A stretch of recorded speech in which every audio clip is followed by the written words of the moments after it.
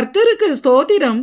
இந்த கடைசி நாட்களில் இயேசுவின் வருகையின் காலத்தில் இருக்கிற நமக்கு அடையாளமாக தேவன் இஸ்ரவேல் தேசத்தை வைத்திருக்கிறார்.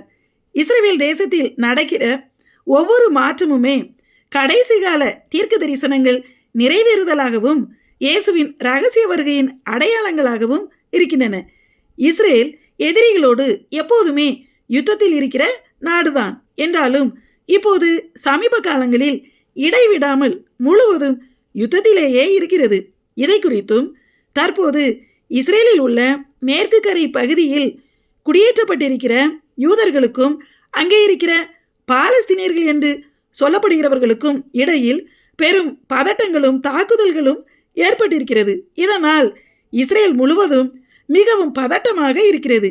இஸ்ரேல் இராணுவத்தை விடவும் அங்கிருக்கிற இஸ்ரேலிய பொதுமக்கள் யூதேயா சமாரியா என்கிற பகுதிக்குள் இஸ்ரேலின் மற்ற பகுதிகளில் இருந்து வாகனங்களில் போய் இறங்கி அங்குள்ள பாலஸ்தீனிய கிராமங்கள் பட்டணங்களுக்குள் சென்று இஸ்ரேலிய மக்களே அந்த பாலஸ்தீனியர்களை அங்கிருந்து அப்புறப்படுத்திவிட ஓடிக்கொண்டிருக்கிறார்கள்.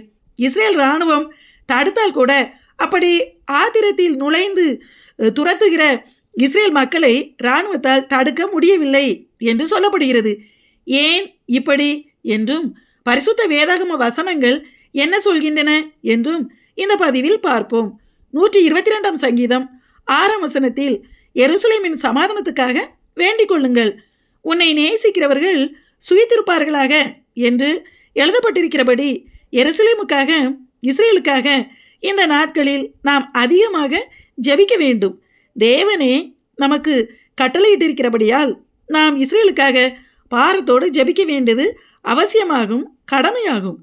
காரணம், இஸ்ரேலை சுற்றிலும் பக்கத்திலும் ஏகப்பட்ட ஆபத்துகளையும் யுத்தங்களையும் இஸ்ரேல் இப்போது சந்தித்து கொண்டே இருக்கிறது. நேற்று வெள்ளிக்கிழமை இஸ்ரேலின் மேற்கு கரை என்று சொல்லப்படுகிற இடத்தில் உள்ள டெல் என்கிற பகுதியில் பெரும் பதட்டம் ஏற்பட்டிருக்கிறது. வெஸ்ட் பேங்க் மேற்கு கரை என்பது நமது பரிசுத்த வேதாகமத்தில் குறிப்பிடப்பட்டிருக்கிற யூதேயாவும் சமாரியாவும் சேர்ந்த பகுதிகளாகும். அது யூதர்களுடைய இடம்தான். ஆனால் அந்த பகுதியை அரேபியர்களாகிய பாலஸ்தீனியர்கள் என்று சொல்லிக்கொள்கிறவர்கள் அந்த அரேபியர்கள் ஆக்கிரமித்து கொண்டு தனி நாடு கேட்டுக்கொண்டிருக்கிறார்கள்.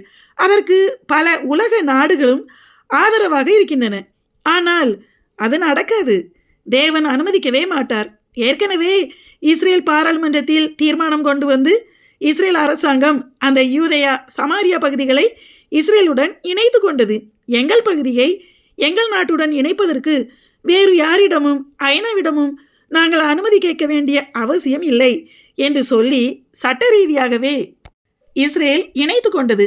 அங்கே ஏற்கனவே இஸ்ரேல் அரசாங்கம் யூத குடியிருப்புகளை ஏற்படுத்தி லட்சக்கணக்கில் யூதர்கள், அதுவும் தீவிர வலதுசாரி யூதர்களைத்தான் இஸ்ரேல் அங்கே குடியேற்றுகிறது. அவர்கள் தங்கள் நியாயப்பிரமாணத்தில் மிக உறுதியாகவும் தேவன் தங்களுக்கு வாக்கு பண்ணியிருப்பதையும் அப்படியே பின்பற்றுகிறவர்கள். இவர்கள் யார் பேச்சையும் கேட்பதும் இல்லை, யாருக்கும் பயப்படுவதும் இல்லை. அங்கே இடையிடையே எப்போதுமே பாலஸ்தீனிய கிராமங்களும் அவர்கள் ஆக்கிரமித்த விளைநிலங்களும், ஆக்கிரமித்தன அந்த பாலஸ்தீனியர்கள் இஸ்ரேலிய நிலத்தை ஆக்கிரமித்த அந்த இடங்களும் இருக்கின்றன. அடிக்கடி அந்த இடங்களில் பிரச்சனைகள் ஏற்படுவதால் அங்கே இஸ்ரேல் இராணுவம் எப்போதுமே பாதுகாப்புக்காக நிற்கும். நேற்று வெள்ளிக்கிழமை ஏற்பட்ட மோதலில் 4 பாலஸ்தீனியர்களும் 2 இஸ்ரேல் இராணுவ வீரர்களும் இறந்துவிட்டதாக சொல்லப்படுகிறது. இந்த சம்பவம் நடந்தது மேற்கு கரை டெல் என்கிற பகுதியில்.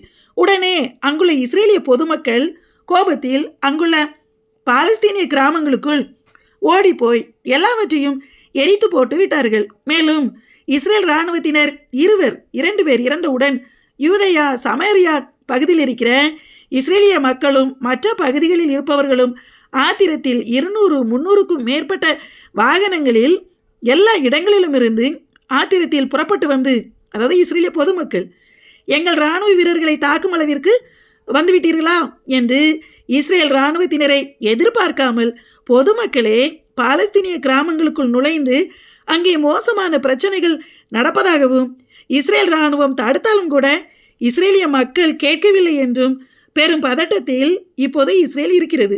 இப்படி சொல்லப்படுகிறது. இஸ்ரேலில் எல்லோருக்குமே கட்டாய இராணுவ பயிற்சி கொடுக்கப்படுவதாலும் தற்பாதுகாப்புக்காக எல்லோரிடமும் துப்பாக்கிகளும் இருப்பதால் இஸ்ரேல் மக்கள் தங்கள் இராணுவத்தை எதிர்பார்க்காமல், இராணுவம் வர வேண்டும் என்று காத்திருக்காமல் தாங்களே உள்ளே போய் பெரிய விஷயங்கள் நடப்பதாக கூறப்படுகிறது. எல்லாவற்றையும் வெளிப்படையாக கூற முடியாது. அதற்காக இஸ்ரேல் மக்கள் மீது தவறு என்று கூறிவிட முடியாது. இஸ்ரேல் மக்கள் மேலே எந்த தப்பும் கிடையாது. காரணம், மேற்கு கரை பகுதியில் பாலஸ்தீனியர்களுடைய முகாம் இருக்கிறது. அந்த முகாமிற்கு இஸ்ரேலின் எதிரிகளிடமிருந்து ஆயுதங்கள் வருகின்றன. அந்த ஆயுதங்களை வைத்துத்தான் அவர்கள் இஸ்ரேலுக்கு எதிராக செயல்படுகிறார்கள். இப்போது இஸ்ரேல் பக்கத்தில் 2 இராணுவ வீரர்கள் இறந்துவிட்டதால் இதற்காக அரசாங்கம் அங்கே பாலஸ்தீனிய இடங்களில் கடுமையான நடவடிக்கைகளை எடுக்க வேண்டும் என்று இஸ்ரேலின் உள்நாட்டு பாதுகாப்புத்துறை அமைச்சர் பென்கிவிர் பாராளுமன்றத்தில் அவர் கடுமையாக பேசியிருக்கிறார். காசாவை போல முழுவதும் மேற்கு கரையில் உள்ள எதிரிகளை காலி பண்ணி துடைத்துவிட வேண்டும், பயங்கரவாதிகளை முழுவதும் அழிக்க வேண்டும் என்று அவர் பயங்கரவாதிகள் என்று சொல்வது எல்லா பாலஸ்தீனியர்களையும் குறிப்பிட்டு தான் சொல்கிறார்.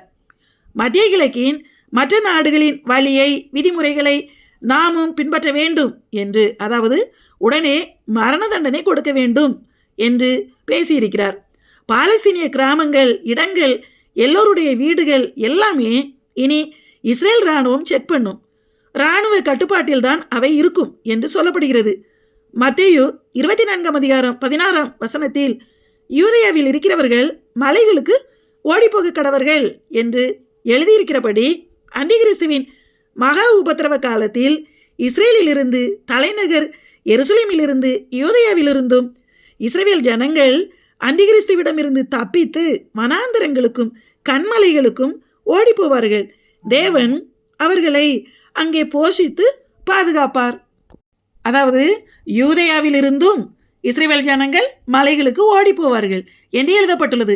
அப்படி என்றால் அந்திகிறிஸ்து வெளிப்படும் போது யூதேயாவில் யூதர்கள், இஸ்ரேல் ஜனங்கள் குடியிருப்பார்கள் என்று அர்த்தமாகும். அதற்கேற்ப இப்போது யூதேயாவிலும் சமாரியாவிலும் யூத குடியிருப்புகள் ஏற்படுத்தப்பட்டு லட்சக்கணக்கான யூதர்கள் மேற்கு கரையாகிய யூதேயாவில் குடியேறிவிட்டார்கள். தொடர்ந்து குடியேறிக்கொண்டே இருக்கிறார்கள். யூதேயாவில் யூதர்கள் குடியிருக்கிறார்கள் என்றால், அதாவது யூதேயாவில் இஸ்ரேல் ஜனங்கள் குடியேறிட்டாங்க என்றாலே இப்போ அது நடந்துச்சு. அந்திகிறிஸ்து வெளிப்படும் காலம் வந்துவிட்டது என்றுதான் அர்த்தமாகும். அவன் வெளிப்படுவதற்கு முன்பே இயேசுவின் ரகசிய வருகை நடந்துவிடும். மேற்கு கரையில் இப்படி பாலஸ்தீனியர்களால் ஏற்பட்ட மோதலின் கோபத்தில் இஸ்ரேல் அந்த கோபத்தை காசா மீதும் காட்டி தாக்குகிறது. காசா ரொம்ப ரொம்ப நல்லவன், ஐயோ என்று காசா, அதாவது அந்த ஹமாஸ் எல்லாரும் முறையிட உடனே ரொம்ப உத்தமனாகிய ரஷ்யா பாலஸ்தீனியர்களுக்கு ஆதரவாக இஸ்ரேலை வன்மையாக கண்டிக்கிறோம், இஸ்ரேலுக்கு வன்மையான கண்டனத்தை தெரிவிக்கிறோம் என்று ரஷ்யா சொல்லியிருக்கு. ரஷ்யா யாரு? ரஷ்யா இஸ்ரேலை கண்டித்த மெகா சந்தோஷத்தில் உலகத்திலேயே பெரிய யோக்கியனாகிய ஈரான் உடனே ரஷ்யாவுக்கு நன்றி தெரிவித்திருக்கிறது. எப்படி பாருங்க, எப்படிப்பட்ட கூட்டணிகள். அதாவது ரஷ்யா இஸ்ரேலை எப்போதுமே அன்றிலிருந்து இன்று வரை பகைத்து கொண்டுதான் இருக்கிறது. விரைவில் உள்ளே வரும். சகரியா 12:3 அந்நாளிலே நான் எருசலேமை சகல ஜனங்களுக்குள்ளும் பாரமான கல்லாக்குவேன், அதை கிளப்புகிற யாவரும் சிதைக்கப்படுவார்கள், பூமியில் உள்ள ஜாதிகளெல்லாம் அதற்கு விரோதமாய் கூடிக்கொள்வார்கள் என்று தேவன் கூறிய தீர்க்க தரிசனம் நம் நாட்களில் நம் கண்களுக்கு முன்பாக நிறைவேறி கொண்டே இருக்கிறது. எருசலேமை, இஸ்ரேலை அழிக்க விரும்பி இஸ்ரேலை தொடுகிற எல்லோரையும் பாரமான கல்லாகிய இஸ்ரேல் சிதைத்து போட்டுக்கொண்டே இருக்கிறது. பூமியில் உள்ள ஜனங்கள் எல்லாம் இஸ்ரேல் பக்கத்தில் எல்லா நியாயமும் இருந்தாலும் கூட இஸ்ரேலுக்கு எதிராக ஒன்று கூடி நிற்கிறார்கள். ஆனால் மகா நீதிபரராகிய தேவன் இஸ்ரேலுக்கு நியாயம் செய்கிறார், இனியும் செய்வார். இஸ்ரவேலை காக்கிறவர் அவர் தூங்குவதுமில்லை, உறங்குவதுமில்லை. இஸ்ரேலுக்கு பறந்து காக்கிற பட்சிகளைப் போல இஸ்ரவேலின் தேவனாகிய கர்த்தர் ஆதரவாய் இருப்பார், பாதுகாப்பாய் இருப்பார். கடைசி கால தீர்க்க தரிசனங்கள் எல்லாமே இப்போது இஸ்ரேலில் நடந்து கொண்டிருக்கிறது. எனவே கர்த்தருடைய வருகையின் நாட்களில் இருக்கிற நாம் எச்சரிக்கையாக இருந்து இயேசுவின் ரகசிய வருகையில் எடுத்துக்கொள்ளப்பட ஆயத்தமாவோம். ஆமீன்.